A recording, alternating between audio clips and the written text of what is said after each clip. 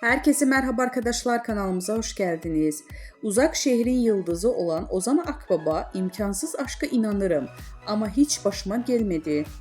Kanal D'nin sevilen dizisi Uzak Şehrin Yıldızı Ozan Akbaba bir yandan Bak Postacı Geliyor filminin beyaz perdede boy gösteriyor.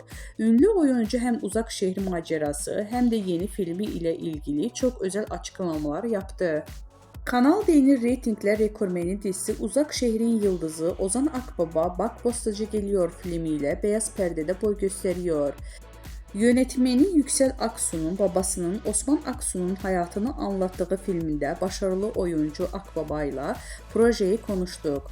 Osman'ın tam bir Anadolu adamı, her şeyi safça yaşıyor, özellikle aşkını dile getiren ünlü oyuncu filmin yanı sıra uzak şehir ve aile hayatıyla ilgili soruları da yanıtladı. Güzel bir yolculuktu. Senaryo iyiydi, ekip iyiydi, çektiğimiz şehir çok güzeldi. Senaryonun enerjisi de çok iyiydi. İmkansız aşka inanır mısınız sorusuna, filmde Osman imkansız aşkı için mücadelesini anlatıyoruz. Siz imkansız aşka inanır mısınız sorusuna, inanırım tabii ki. İmkansız aşk var. Sizin başınıza geldi mi sorusuna, benim başıma gelmedi ama bir takım çıkarımlarda bulunuyor insan. Çünkü dünya üzerinde bir sürü imkansız aşk hikayesi var. Hatta bazıları çok destani ya da çok masalı.